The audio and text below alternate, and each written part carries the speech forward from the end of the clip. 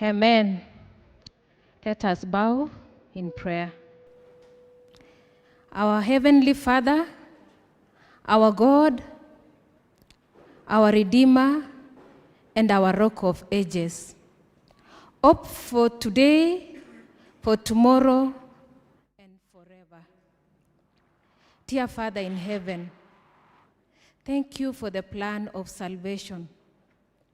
Thank you for the hope that your servant, Mark Finley, has brought to us in Africa. Father, our hearts are stirred up. Our hearts are ringing with hope beyond heartaches that we are experiencing in Africa. Thank you, Jehovah, because of this hope. Thank you for the assurance that our present sufferings cannot be compared with the glory that shall be revealed to us. Thank you, Father. Despite of all these attacks, we can look up and say there is hope. Hope beyond tomorrow. Hope for the crying. Hope for the children who are losing their parents. Hope for the parents who are experiencing attacks. Hope for all the world. Hope for Africa. And now, dear Father, as we listen to your still voice through your servant, open our eyes, Lord, that we may see glimpses of truth. Open our ears, Father, that we may hear your truth. And at the end of it all, our mouths shall proclaim the hope that you have given us. Eternal Father, as we listen to your still voice, speak to us. In Jesus' name I pray. Amen.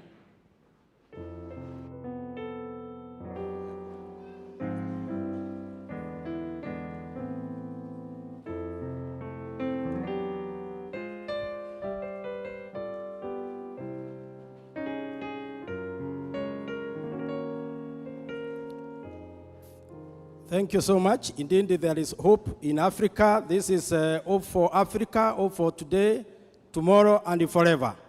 I am here to introduce the man of God, the servant of Christ, who has been blessing us with the messages of hope. And we are delighted and happy to have him tonight.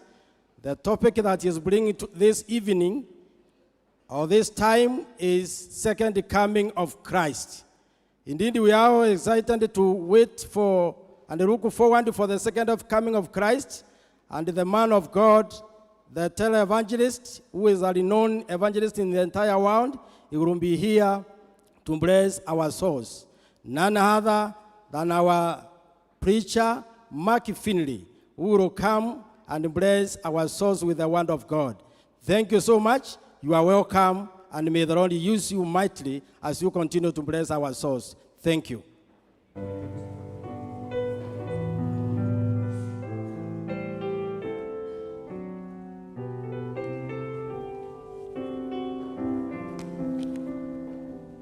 One of my most encouraging parts of the entire day is when I get reports from the East Central Africa Division. I'm really encouraged as these reports come in and we see what God is doing. Let me share with you a few of the reports that have come in. Here is the Advent Hope Community Church in Laser Hill, and it is an amazing site. It's a joint site with Angate Rago. And here they are every night coming to listen to the Word of God. So let's welcome tonight that Advent Hope Community Church at Laser Hill. Would you like to welcome them? Just wave your hand and welcome them. Every night they are there studying the Word of God. Here is the Mambara Adventist Church in Western Uganda. they have put the screens outside, and every night they come. We pray that they don't get the rain like we got a few minutes ago here in Nairobi. But aren't you glad the rain has stopped so we can hear the Word of God? Here is the Barrington University. They were very unique. They set up a screen at the gate for the community. So at the gate of the university, there is a screen set up so people can come and hear the Word of God. Now, the residents of Kakwas in Eldoret are watching from a bus stop. So here's a bus stop. People come along to take the bus, they hear the Word of God, and some of them are coming to Jesus. You know, we are getting reports from throughout the division. Tonight, there are 3 reports that really encouraged me that came in from Uganda, Kenya, and Tanzania. In Uganda, there's a site called Kabbalah, and this site is a suburb of Kampala. Last night, when I made the appeal, 20 people came forward for baptism. They had been prepared for baptism, and they will be baptized tomorrow. And then here's a site right here in the maximum security prison in Nairobi at Kemiti, and 30 inmates gave their life to Christ and requested baptism. We call them now prisoners of hope, because these prisoners may have their freedom taken away physically, but they are free in Jesus, and now they have hope. The Southern Tanzania Union, with headquarters in Dar es Salaam, have given us a report. They have baptized since this past Sabbath, since this meeting has begun, they've baptized 1,021 people in that one union. So we are just praising the Lord for the miracle-working power of His grace during this series. Now, every single night we have new guests coming, and I've told you here about a book that really, when I was becoming a Christian and studying the Bible, really impacted my life. It's called The Great Controversy. If you're a guest or a visitor, not a member of this church here tonight, and you don't have a copy of this book and would like one, I'd like to give this to you as my personal gift. Now, I wish I could throw it in by the millions of copies and give it to everybody listening online or in their homes, but that's not possible. But if you're here tonight and you'd like a copy of The Great Controversy and you don't have one, just raise your hand. Our ushers have stacks of them. Anybody at this side not have one that you'd like? What about in the center or the side? Just lift up your hand. The ushers will see you. Some hands are coming up, and they will put one in your hands. As we open the Word of God, although we have prayed already in our series, I always like to ask for the anointing of the Holy Spirit. So let's pray. Father in heaven, we thank you with all of our hearts for Jesus. We thank you that although we live in a world where there are challenges and suffering and heartache, we thank you that Jesus is coming again. And as we study about that space journey that we will take when Christ comes, help our hearts to be filled with hope. In Christ's name, amen. Now, here in Africa, we have different modes of transportation. Some of us in villages ride a horse to get places. Others of us may ride a donkey. Many of us in Africa ride on motorcycles. How many of you own a motorcycle here tonight? How many own a motorcycle? Okay, a number of you do. Wait, if you hear me. How many of you travel by minibus? Anybody travel by minibus here? Sure. How many travel by large buses? We travel by different ways, don't we? Some by horse, some by donkey, some by motorcycle, some by minibus, some by larger buses. Some of us travel by cars. Others of us travel by airplane. We travel by airplane to get here. However you have traveled, I've got incredible good news for you. You are going to take a remarkable space journey where you do not need a donkey, you do not need a horse, you do not need a motorcycle, you do not need a minibus, you do not need a jet airplane with wings, and the price will even be affordable.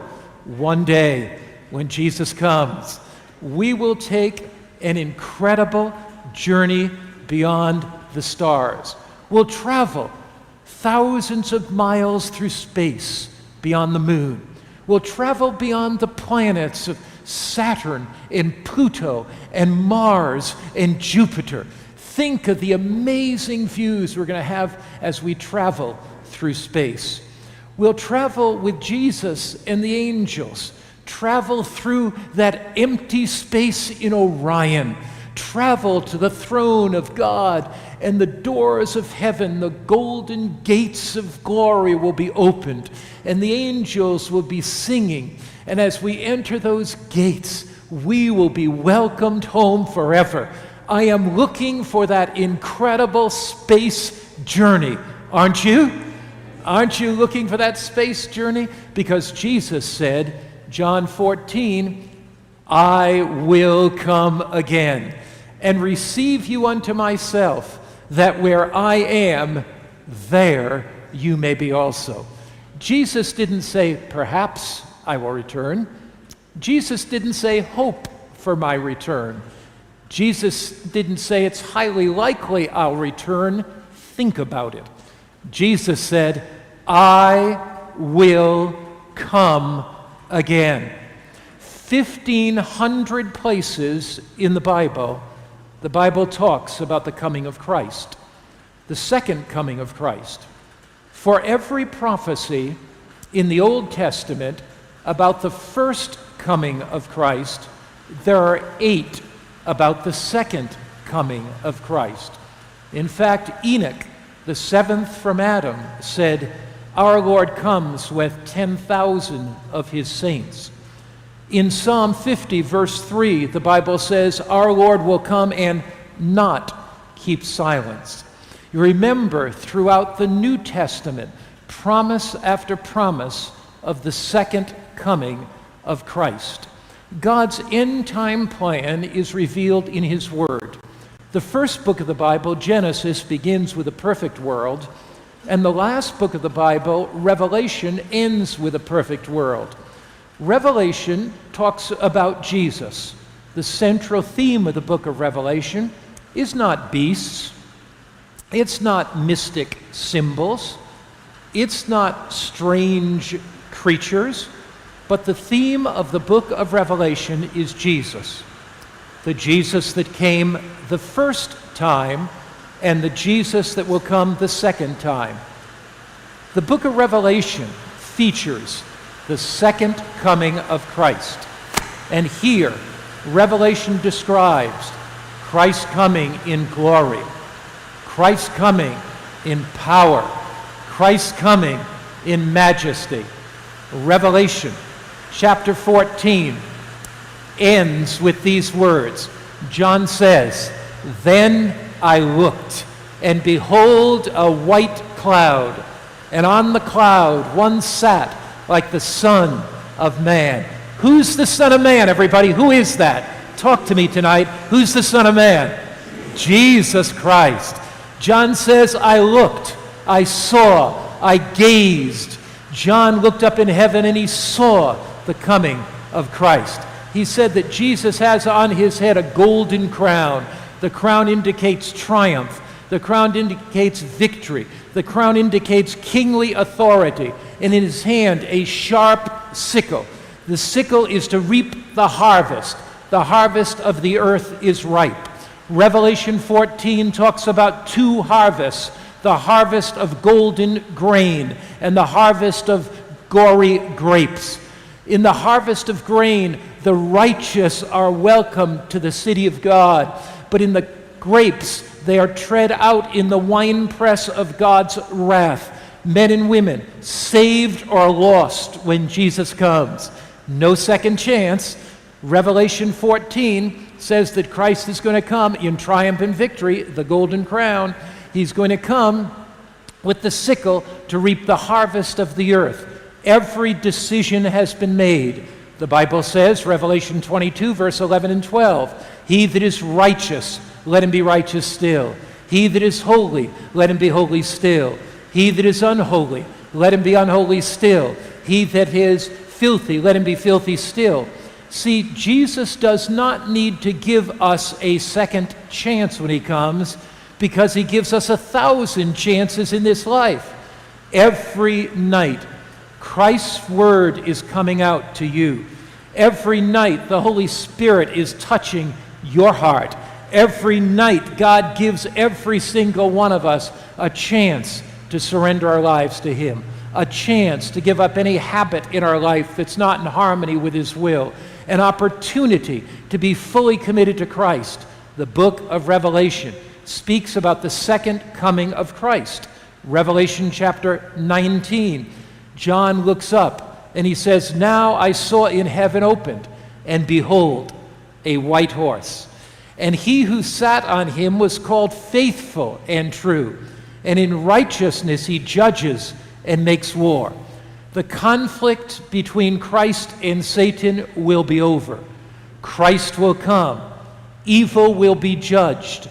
Jesus will make war against wickedness, against injustice, against poverty, against sickness, against suffering, against death. He'll make war against all those things that the evil one has thrust upon the human race.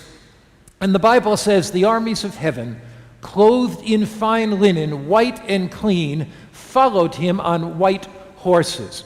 Now, a white horse is a symbol of purity, victory, and triumph. When a Roman general conquered the enemy in a faraway land, that Roman general would ride back to Rome on a white horse, symbolizing his victory. Behind him would come his armies with their white horses, and they would come with the captives that they had taken and the treasures that they had taken in that land. So John takes a symbol from ancient Rome, and he says, when Christ comes, he comes triumphant, he comes victorious, he comes like a general riding on a white horse. He comes with the captives of earth. Their graves have been opened. The righteous have been resurrected. They've gotten glorious immortal bodies. The righteous living with their immortal bodies have been caught up in the air. They have been released from the captivity of this earth. The chains that bind them are gone. They travel through space to enter into those golden gates to hear the sound of our Savior. Well done, thou good and faithful servant. Enter in to the joy of our Lord. Revelation chapter 11, verse 15. You see, the point I want you to see is Revelation is all about Jesus. It's all about the return of Jesus. This is to give us hope. Hope in our days of struggle and difficulty on earth. Revelation chapter 11, verse 15, 16. The kingdoms of this world have become the kingdoms of our Lord and of his Christ, and he shall reign forever and ever. There is hope for Africa, hope for today, tomorrow, and forever. Pliny, the Roman statesman, said this. The famous historian Pliny said, hope is the pillar that holds up the world. One psychologist put it this way: we can bear anything today if we know that there's hope for tomorrow. We have the greatest hope.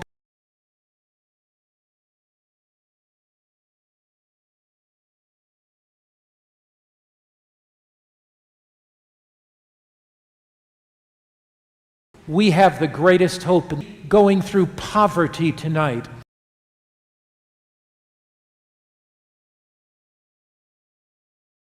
Not knowing where your Christ is with you today. He will never leave you or forsake you. He will provide your need. But you have a hope beyond this life, a hope for tomorrow, a hope for a society where there is no poverty.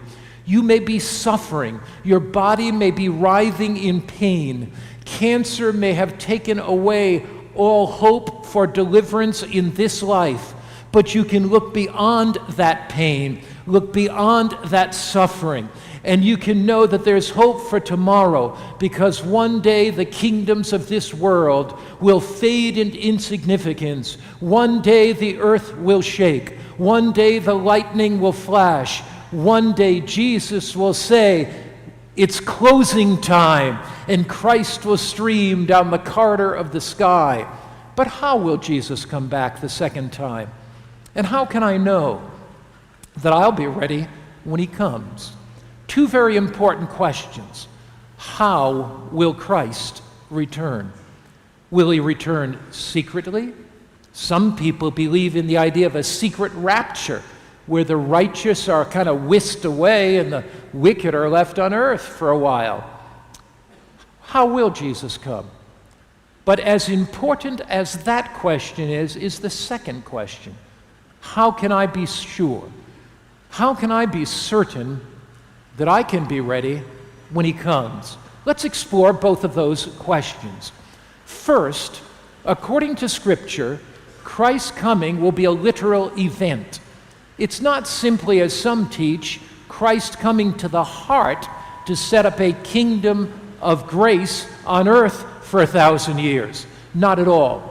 The Bible says in Acts chapter 1, verse 11, this same Jesus. You remember the disciples were with Christ. And as the disciples were with Jesus, they watched. And Jesus lifted up his hands. Man steps off a mountain and goes down.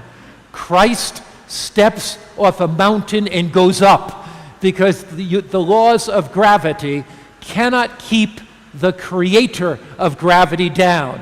And as Jesus ascends, he ascends higher. And there's Bethlehem, where he was born, and he ascends higher. And there's Nazareth, where his hometown was, and he ascends higher. And there's the Sea of Galilee upon which he walked. He ascends higher, and there's the mountain where he broke the bread and fed 5,000. He ascends higher, and there's Pilate's judgment hall. He ascends higher, and he sees Calvary's mountain and the broken fragments of the cross. He ascends higher, and soon he's out of sight of earth and inside of heaven, and all the angels sing, Jesus Christ is coming home. But one day, the angels stood beside the disciples as they strained with their necks, gazing into heaven. And these angels say, this same Jesus who's been taken up from you into heaven shall so come in like manner as you've seen him go up into heaven. So this is not some make-believe Jesus that's coming. This is not some mystical Jesus that simply comes into our heart. This is a very real Christ who comes.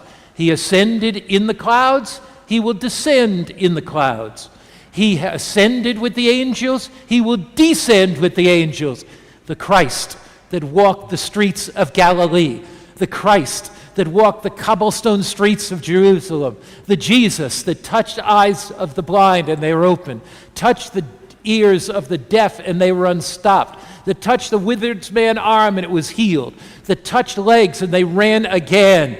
That touched children and they were healed. Is Jesus real? Ask the blind man, and he will tell you. Is Jesus real? Ask the deaf man, and he will tell you. Ask the lame man who's running through the streets of Jerusalem. Now, if you can catch him, ask him, and he will tell you. This Christ who came once will come again with his glorious, resurrected, immortal body, and he will come to take us home. A real Jesus ascended, and a real Christ will descend. Now, Christ's coming also will be a visible event. The Bible says, behold, he's coming in clouds, Revelation 1, verse 7. And every eye will see him. How many eyes are going to see him? Talk back to me tonight. How many eyes are going to see him? A few eyes are going to see him. Just the righteous eyes are going to see him. What does the Bible say? How many eyes are going to see him, church? Every eye is going to see him. Will American eyes see him, and Asian eyes see him, and European eyes see him, and will African eyes see him come? Will Kenyan eyes see him come? Will Ugandan eyes see him come? Will Tanzanian eyes see him come? Behold, he is coming with clouds. And how many are going to see him come? Every eye is going to see him come. Christ's coming will not only be a literal event, it'll not only be an audible event, a visible event, it'll be an audible event. Christ's coming will be louder than the rain pounding on the roof right now. Christ's coming will be louder than the thunder in the sky. You see, God always provides sound effects when I'm preaching to help illustrate the sermon.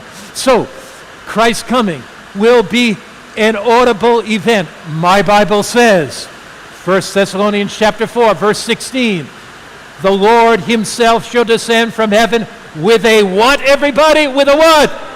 With a what, everybody? With a what, everybody? Shout. The Lord himself shall descend from heaven with a shout, with the voice of the archangel, and the trumpet of God will sound. Now notice what the Bible says. The dead in Christ are going to rise first. The trumpet of God will sound. When God sounds a trumpet, it's louder than the rain on our roof. Every human being will hear that trumpet sound. Every human being will hear it. There will be no silence. Men and women will be raised from the dead. The righteous dead will come forth.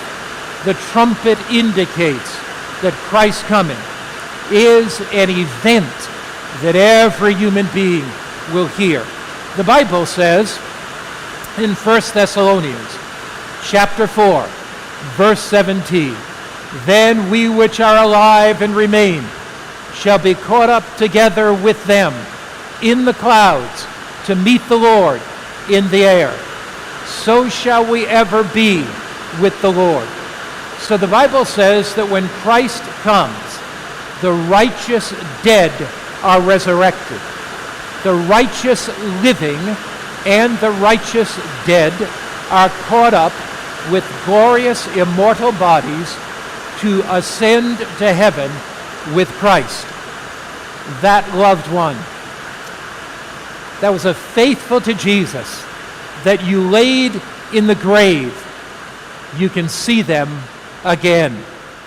There is hope. There's hope for that father that you've laid in the grave. Hope for that mother that you've laid in the grave. Hope for that son, that daughter. You brought them to Sabbath school.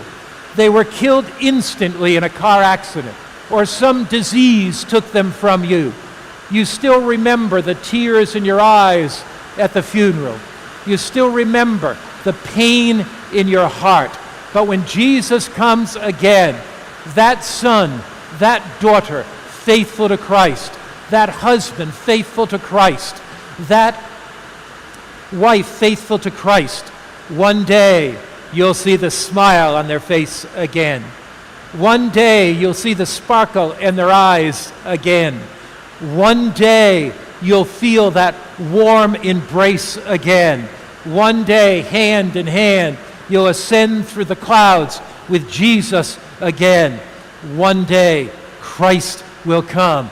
The dead will be resurrected. Now, Christ's coming also will be a very glorious event. The Bible says in Matthew 24, verse 27, for as lightning comes from the east and flashes to the west, so also will be the coming of the Son of Man. Lightning comes, flashes across the sky from the east to the west, in glory, in splendor. And here, as that lightning flashes, the Bible says Christ's coming is a literal event. Christ's coming is a visible event. Christ's coming is an audible event. Christ's coming is a glorious event. We see the splendor, the glory of his coming. In fact, in Matthew 16, verse 27, it says, Christ comes in the glory of his angels. Now, the real Christ is coming in the sky. The real Christ is coming to resurrect the dead. Now, the Bible says in Revelation, the 12th chapter, that before the real Christ comes, a counterfeit Christ will come. If you have your Bible, take it and turn to Revelation chapter 12. Revelation, the 12th chapter. Why is it so important to understand how Christ is going to come? Notice what it says in Revelation chapter 12. And we're going to look there at Revelation chapter 12, verse 12. Revelation chapter 12, verse 12. Therefore rejoice, O heavens, and you who dwell in them. Woe to the inhabitants of the earth and sea, for the devil has come down to you, having great wrath, knowing he has a short time. Now notice, Christ's kingdom will last forever, but the devil has a short time. The closer we get to the coming of Christ, the more the devil will be furious, and he will want to deceive multitudes. That's why in the book of Corinthians, 2 Corinthians chapter 11, the Bible says that the devil has transformed himself into an angel of what? Into an angel of what? Light. When Jesus comes, every eye can see it. When Jesus comes, every ear can hear it. When Jesus comes, he calls forth the dead from their graves. When Jesus comes, the dead are resurrected to receive their immortal bodies. When Jesus comes, the righteous living are transformed. The devil cannot do that. The devil cannot imitate the second coming of Christ. The devil cannot come in the heavens with glory. The devil cannot call the dead from their graves. The devil cannot make everybody see him when he comes. But the devil can come as an angel of light. What if the devil appeared in Dar es Salaam as an angel of light? What if millions or thousands were supposedly healed? What if the devil appeared in a great stadium as an angel of light in Nairobi? And what if he said, the commandments of God are done away with. Come and be healed. Why is it so important to understand how Jesus is going to come? That he's a real Christ is coming. He's not the make-believe Christ. A real Christ is coming. Why is it important to understand he's coming in the clouds of heaven so that every eye can see him? Why is it important to understand that every ear will hear him, that he'll raise the dead when he's coming? Why is it important to understand that Jesus said, let not your heart be troubled. You believe in God, believe also in me. In my Father's house are many mansions. If it were not so, I go to prepare a place for you. And if I go and prepare a place for you, I will come again to receive you to myself. Jesus did not say he would come to walk on the earth as a miraculous healer. He is not coming at that point to be where we are. He's coming to take us where he is. Therefore, not some secret rapture, not some miracle healer coming to the earth. He is coming through the clouds of heaven. He is coming to take us where he is. We are soon to take the greatest space journey in the history of the universe, traveling through outer space in our immortal bodies. We won't even need a space suit, because our space suit will be the glorious immortal bodies that Christ has given us. You know, I'm sure there are people listening to our broadcast, and maybe some here. You've never flown on an airplane before. Never been up in the sky on an airplane. I'm going to tell you something. You are going to have something better than an airplane in your glorious immortal body. You're going to take a space trip that's farther than America, farther than Australia. You're going to take a space ship past the moon, past the sun, right to the throne of God. I do not want to miss that space journey. What about you? I didn't hear you. What about you? I don't want to miss that space journey. Now, Christ's coming is going to be a climactic event as well, because the Bible says in Matthew chapter 24, verse 30, the Son of Man will appear in heaven, and all the tribes of the earth will mourn. Who are the tribes of the earth? The tribes of the earth are the unsaved. The tribes of the earth are the lost. The tribes of the earth who are mourning when Christ comes. They're running for the rocks in the mountains to fall on them. This Jesus that wants to save them, they've never known him in this life. He's not sat on the throne of their hearts. Selfishness has sat there. Pride has sat there. Sin has sat there. Rebellion has sat there. They didn't know Christ in this life, and they don't know him when he comes. And when he comes in glory, they run. They cry for the rocks and the mountains to fall on them. It says they will see. Now, who is it that sees? This verse destroys the falsehood of the rapture. It says the Son of Man will appear in heaven, and then all the tribes of the earth will mourn. That is the unsaved. The rapture theology says only the righteous see him coming. But my Bible says every eye sees him coming. My Bible says all the tribes of the earth, the unsaved, they will see the Son of Man coming in the clouds of heaven with power and glory. Every eye will see him. The wicked see him, and they cry out in agony. They know that they're lost.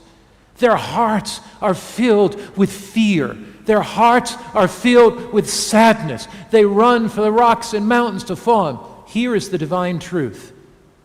Every single one of us in this room tonight, everybody listening on Hope Channel, YouTube, everybody listening on Adventist World Radio, every single one of us, that day when Jesus comes, are either going to look up with joy and gladness and be caught up in the sky to live with him forever, or we're going to run for the rocks and mountains to fall on us and say, hide us from him. What a tragedy that will be. Not one man, one woman, one child need be lost. Every single one of us can look up when he comes. Jesus says this in 1 Corinthians chapter 15, verse 51 to 54. Behold, I'll tell you a mystery. If you die before my coming, we'll not all sleep.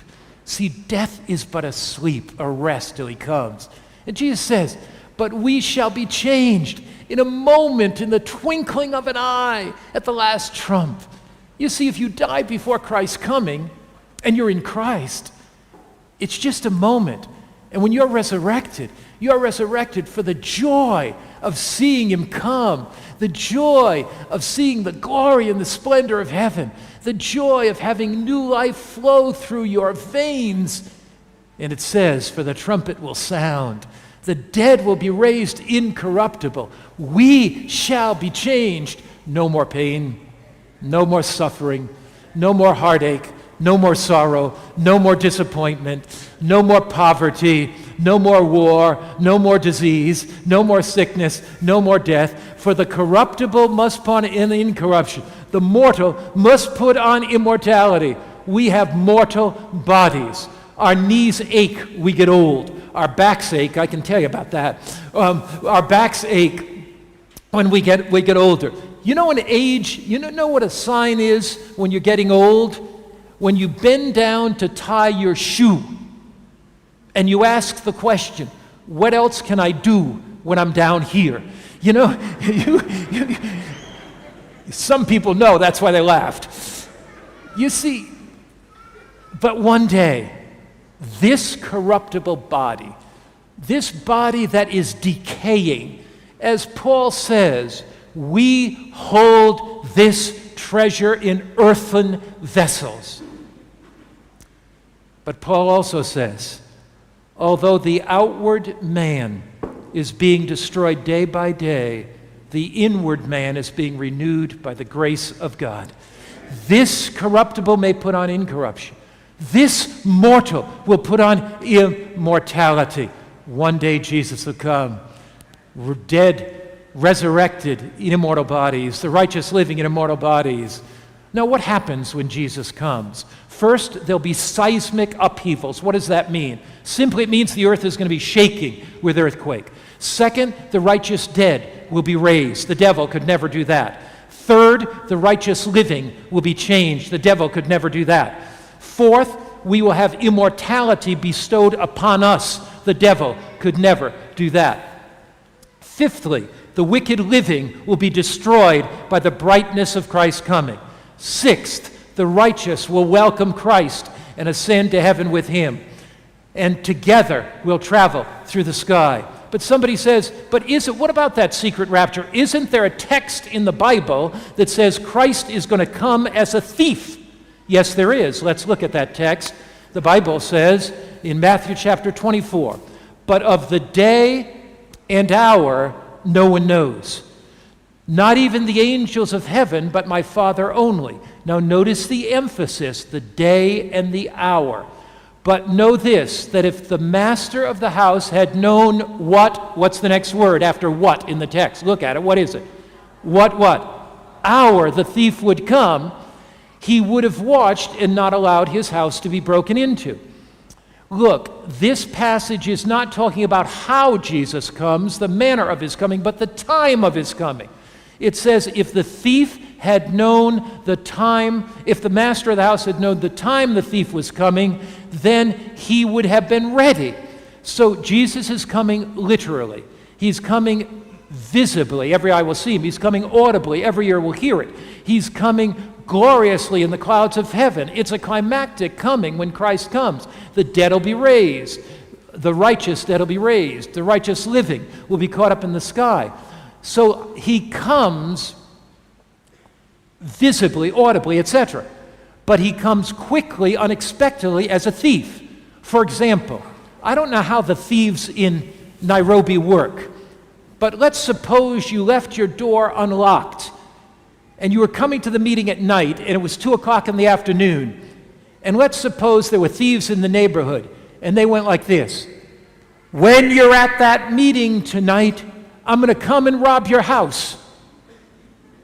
I'm coming at 7 o'clock to rob your house. I'm coming at 9 o'clock to rob your house. Do the thieves in Kenya announce the time of their coming to rob your house? Is that the way they do it here? They're just very kind thieves. They're thieves, but they're kind thieves. So these kind thieves announce the time they're going to come. Is that the way they do it in Uganda? What about Tanzania? What about Rwanda? What about Democratic Congo and the DRC, Democratic Republic of Congo? Is that the way they do it? Do they? Not at all. Not at all. You see, a thief must come unexpectedly. Jesus is coming to this world when the majority of this world does not expect it. When Jesus comes as a thief, the world will not expect his coming. That's why Jesus says in Matthew 24, therefore be also ready, for the Son of Man is coming at a what? Hour that you don't expect it. The only way to be ready for the coming of Christ is to get ready and to stay ready.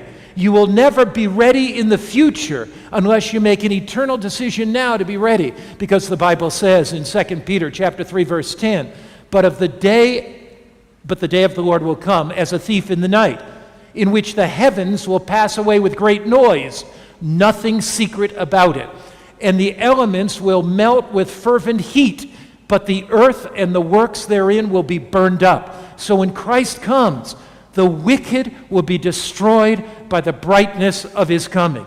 The second coming of Christ will be a surprise to the unprepared. Christ's coming will be literal, visible, audible, glorious, climactic, and joyous.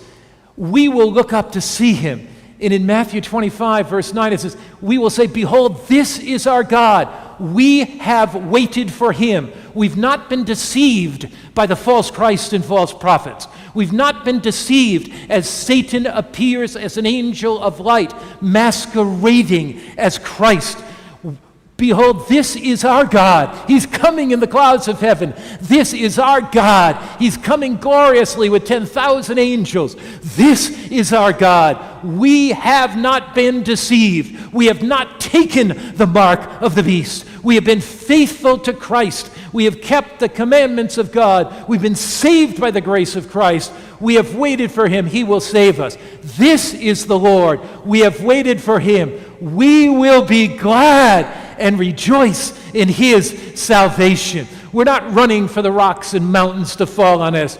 Our husband is coming to take his bride home. We are filled with joy and gladness. We cry out, revelation, great and marvelous are your works, Lord God Almighty. Just and true are your ways, O Lord of the saints. As Christ comes, he calls, Mary, come forth. Peter, come forth. John, come forth. We see, if we're alive, we see our dead loved ones. They're resurrected. We're reunited again. One night, I was preaching in the Midwest of America, and I thought to myself, how can I make the second coming of Christ real? How can I make the resurrection real? And I thought in my mind as I was preaching, maybe I can just tell an imaginary story. So I said this. I said, suppose, Mama, you had a little 6-month-old baby. It was your first child. You embraced the baby and loved it so dearly. One night, you didn't hear the baby whimpering and crying for its food. You went to the little bed. The baby had pulled the blanket over the bed, Mama, and the baby had suffocated and died, and you saw it there all blue. And you just wept and wept. You called the doctor. Nothing could be done. And let's suppose your baby's name was Amanda. I had never used that name in a sermon before. Never. It just came to my mind. I was trying to make it real. And I was saying, suppose. And suppose, Mama, you took that little baby and it was buried in a little coffin. And every day you brought flowers to the coffin, to the grave. And you went there and you knelt by the grave weeping. But one day, Mama, you're by that grave, and one day the earth shakes, and one day the sky is illuminated with the glory of God, and one day 10,000 times 10,000 angels come, and one day a glorious angel cries, Amanda, come forth. And your little baby comes out of that grave with new life, and you see the smile on her face and the joy in her eyes, and you feel those little hands hugging you, and together with glorious immortal bodies you ascend to heaven, Mama. At the end of that meeting, a crowd was around me. A woman broke through the crowd and said, Pastor, could we personally talk? Yes, certainly. Pastor, how did you know? How did I know what? Pastor, how did you know? How did you know that I had a little baby called Amanda? How did you know, Pastor, that my baby died at 6 months in the crib? I said, I did not know, but God knew. And God knew you were in the audience, and God knew you needed hope. And she said, Pastor, I was so discouraged. I was so depressed. But tonight, I have hope. I can see my child again. There is hope for Africa. Death is not the end. And God says to you, be you also ready. For an hour you think not the Son of Man is going to come. 2 Corinthians 6 verse 2 says, behold, now is the accepted time. Behold, now is the day of salvation. Our eternal destiny depends on the choices we are making today. Would you like to see your loved ones again? Would you like to be reunited with those that have died? Would you like to one day receive a glorious immortal body and ascend with heaven into heaven with Christ, if that is your desire, wherever you are tonight, I want you to stand. If your desire is to ascend to be with Christ, if your decision tonight is to be with Him, you may be in Uganda tonight, in a little village, stand. You may be by a bus stop tonight, but the Spirit of God speaks to you, and someday in eternity, you're going to hug me and say, Pastor, thank you for making that appeal. I made my decision at the bus stop. Somebody tonight in Tanzania is going to make a decision for Christ. Somebody in a Muslim land is going to make a decision for Christ. Somebody tonight in West Kenya, East Kenya is going to make a decision for Christ. Somebody in Kigali is going to make a decision for Christ. Somebody in Rwanda, somebody in DRC, somebody in Burundi tonight, somebody in Eritrea tonight, somebody in Sudan tonight, somebody tonight is going to make a decision for Christ Jesus our Lord tonight. Is there something in your heart that would keep you from being ready for Jesus to come? And you just want to surrender that thing to Him. You may be here in this audience, you may not be here, but you know that if Christ came tonight, you would not be ready for His coming. He speaks to your heart tonight. Our eternal destiny is based on our choices. There's something in your heart, and you want to say, Jesus, I'm lifting my hand. I'm surrendering that thing to you. Just lift your hand now. If you want to make a full surrender to Christ, we see these hands all over. Yes, God bless you. Tonight, I'm going to make a special appeal. If there is some habit in your life that would keep you from being ready for the coming of Christ, if you just don't have in your heart that sense that you're ready, but you want to make a full commitment to Christ tonight, wherever you are, come to the screen. If you're here, you come. A specific appeal for somebody who says, I need the assurance that I'll be ready for Jesus coming. I need the security. I want you to come. There may be here those that have never walked through the water of baptism. You want to go under the water. The Bible says, he that believes and is baptized will be saved.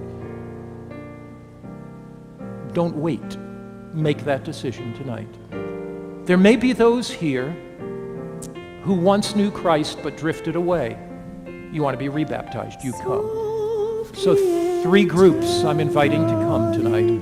1, those that need assurance that don't have it, that you want to just lay everything down. Secondly, those that want to be baptized. Thirdly, those that drifted away. There's something between you and Christ. Wherever you are watching, you come. Pastor, you come and make the appeal in, again, Swahili. I'm going to come down and meet you as you come. Just come, and the Spirit of God will speak to your heart. Just begin to come. God will touch your heart.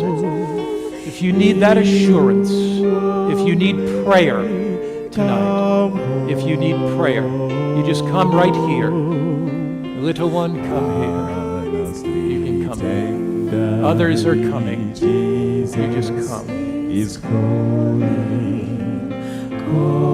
Jesus is calling tonight for eternal decisions for Christ. He is calling tonight. Unaweza ukaja sasa Bwana anapokuita. Makundi matatu muhimu yameitwa. Yeyote ambaye unasema nahitaji kupata uhakika wa wokovu wangu Yesu akija niende mbinguni.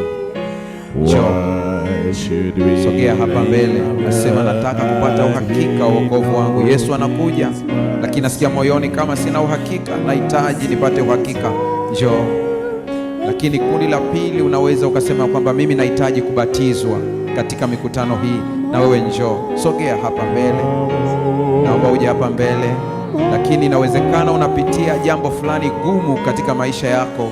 Unatamani kuombewa ili uweze kulishinda, lisikuzuie kwenda mbinguni.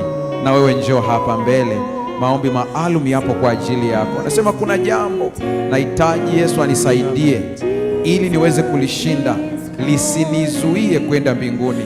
Ni jambo ambalo ni wewe na Mungu mnalifahamu. Njoo hapa mbele, hakuna mtu anayelijua, ni wewe na Mungu. Njoo hapa mbele, kuna maombi maalum kwa ajili yako. Sogea hapa mbele sasa, popote ulipo, na kuna kadi iko hapo. Pokea kadi unayopewa, utaandika jina lako, na nyuma yake hiyo kadi unaweza ukaandika pia maombi yako unayohitaji kuombewa. Wale mnaoangalia kwa njia ya television, kuna QR code itakuwa hapo kwenye TV yako. Scan hiyo QR code, utapata ile kadi ili uweze kujaza. Sogea huku mbele sasa, sogea huku mbele, na ni vizuri mkasimama muangalie huku mhubiri alipo, inakuwa ni vizuri zaidi. Angalieni huku. I want to appeal to our satellite sites that may not understand Swahili. Tonight I'm speaking to you, wherever you are tonight. This is decision night. Thousands of people are making their decision across Africa to follow Jesus. They're making decisions at bus stops, making decisions out in fields, making decisions in churches. I want to appeal to those of you that are watching at home. You can kneel in your house and make this decision. A decision that you want to be ready for the coming of Christ. You can, in your home, take the hand of your wife, your husband, your children, gather around that television and make a commitment to be ready. There may be some son watching with his mom or dad that's not ready. God's speaking to you. There may be some daughter that's not yet baptized. God's speaking to you. God is touching your heart tonight. God is speaking to you tonight. Make your decision in your home tonight. Call us on the phone on our number. Fill out the response card online. We've had over 100 people fill out those response cards online, in addition to the hundreds of others. Tonight we're going to pray. Father in heaven, you have seen these young people and others who have come forward here at this church, at the New Life Church. Every night, hundreds are coming forward. Every night, we sense the power of God through East Central Africa Division. Every night throughout Africa, we see that God is working. And Father, tonight I lift those up to you who have come. Oh, my Father, hold them in your hands. Embrace them. Help them to know that they're your children. Help them to know that whatever has been holding them back, that tonight the chains are broken. The prison house is open. Help them to know that they're free in Jesus. Because you have said, and the Son shall make you free, and you shall be free indeed. Lord, as we look forward to our baptism on September 16, there'll be hundreds, thousands that walk through the water.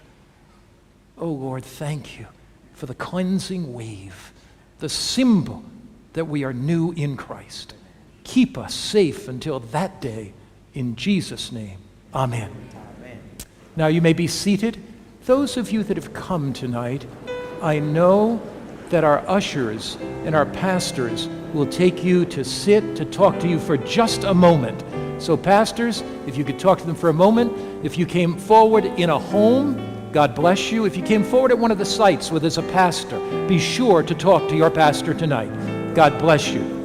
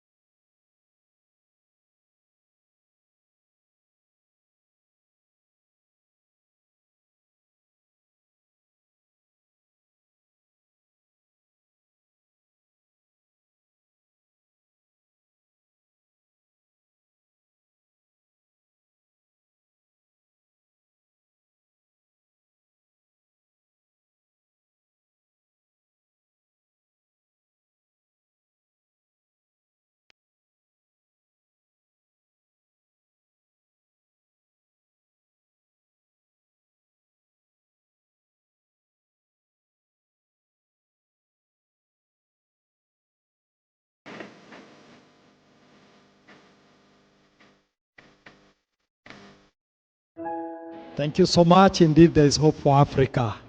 We praise God for the blessings that have been ours today. And at this juncture, I want to invite us to stand as we have our last prayer. Let us pray. Heavenly Father, in the name of Jesus Christ, we just want to thank you so much for the many blessings that have been ours today, O Lord, but more especially for the message of hope that has reached our hearts this evening.